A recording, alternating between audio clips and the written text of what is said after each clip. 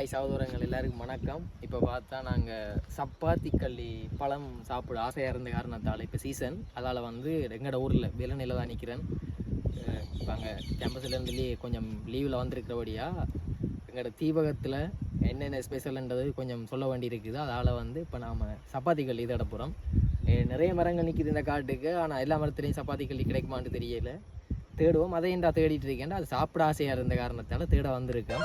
அது வந்து மருத்துவ குணம் கொஞ்சம் இருக்குது, அதால் வந்து கொஞ்சம் சாப்பிட்டு பார்ப்போம், உடம்புக்கு தெம்பேற்றுவோம் நம்ம இயற்கை பழத்தோட.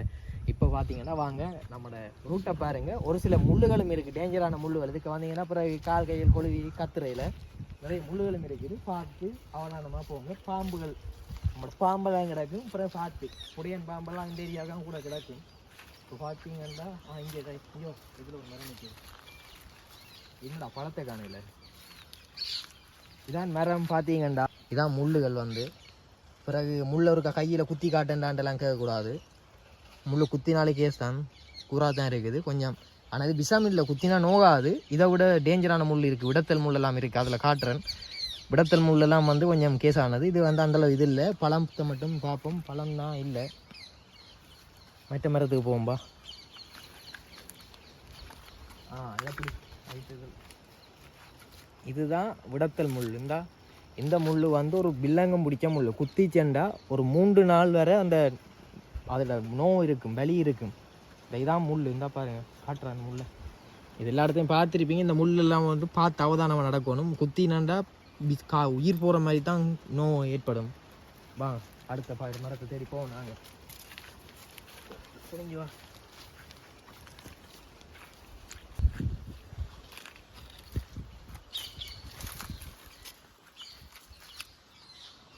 இதுலேயும் இல்லை. இதில் நிற்கிற அந்த ஒரு பழமும் வந்து கொஞ்சம் ஃபங்கஸ் தொட்டுக்கு உள்ளாகி இருக்கிற ஆரம்பத்தால் அதை சாப்பிட விரும்பலை. இன்னொரு பக்கத்துக்கு போய் பார்ப்போம். அது ஃபுல்லாக நாகாரி பழம் தான். பார்ப்போம், சுற்றி பார்ப்போம், கிடைச்சா எடுக்கிறது, இல்லாட்டி விடுறது. இப்போ அதை கடைசியாக ஒரு மாதிரி ஒரு மரத்தை கண்டுபிடிச்சிருக்கிறோம். இதில் பார்ப்போம். இதில் சில நிறைய பாடின பழங்களும் கிடக்குது. அதில் வாங்க பார்ப்போம்.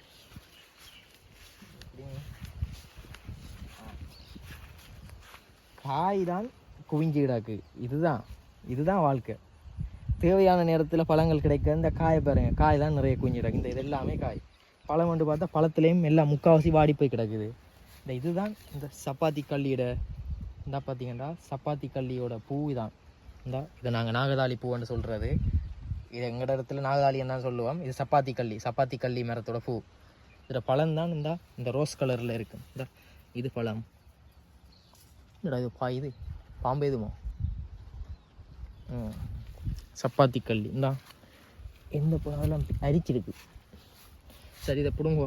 இப்படி இப்படி நான் பிடிங்கிற மாதிரி தான் பிடுங்குங்க. மேலையெல்லாம் கை வச்சு பிடுங்காதீங்க, அதில் முள் இருக்குது. இதை வந்து இப்போ ஒரு பனையோட தேய்ச்சிட்டு தான் எடுக்க போகிறோம். வாங்க பனையை தேய்க்க ஐக்கு. இப்போ பார்த்தா இந்த சப்பாத்தி கள்ளியில் இருக்கிற இந்த முள்ளை வந்து நாம் இப்போ அகற்ற போகிறோம். அதாவது நீங்கள் கத்தியாலையும் வெட்டலாம், அல்லது வந்து நான் பனையக்கிட்ட நிற்கிறோடைய அந்த பனையோட சேர்த்து தான் இதை உறைஞ்சி போட்டு இதைத்தான் உறைஞ்சி போகிறேன். பனையோட சேர்த்து இதை உறைஞ்சிட்டு அந்த முள்ளை வந்து அகற்றி போட்டு தான் சாப்பிட போகிறோம். அதுலேயும் இந்த ஒரு கொஞ்சம் மிக்ஸ் ஒன்று இருக்குது சாப்பிட்றதுக்கு. வாங்குவோம்.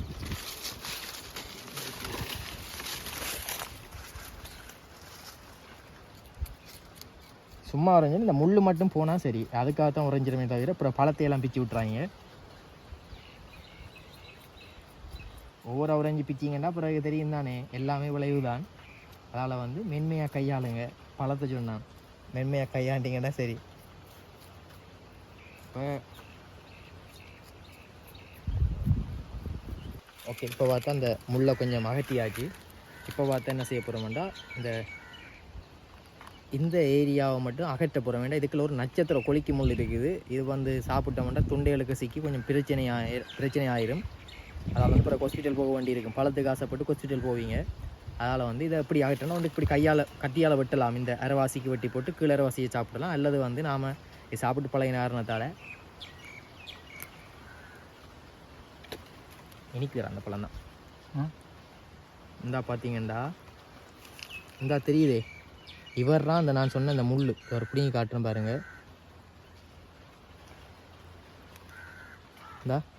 இதான் அந்த முள். இந்த முள் தான் டேஞ்சர். இதை தூக்கி எறிஞ்சிட்டிங்கன்னா அங்கால நிம்மதியாக சாப்பிடலாம். இதை கையெல்லாம் சுவக்கும் சாப்பிட்டீங்கண்டா. கேமராமேனுக்கும் வேணுமா கொஞ்சம் பழம், அதால் வந்து நான் எடுத்து போட்டு இதை பார்த்தீங்களா கையில் ரத்தம் வந்த மாதிரி இருக்குது. நல்ல சிவப்பு. சாப்பிட்டா பாயெல்லாம் இந்த லிப்ஸ்டிக்கே அடிக்க தேவையில்லை. எல்லா பொம்பளை பிள்ளைகளும் வந்து என்னென்னா நீங்கள் எங்கேயாச்சும் கோயில் குளங்களுக்கு போகிறதுக்கு முதல் இதை வந்து சாப்பிட்டு போட்டிங்கன்னா லிப்ஸ்டிக் அடிக்க வேண்டிய செலவு குறைவு எல்லாருக்கும். இதுக்குள்ள அந்த விதை இருக்குது, அதை துப்பிட்டீங்கடா. அப்படி தான் சாப்பிட்றது. விதையை மட்டும் துப்புங்க.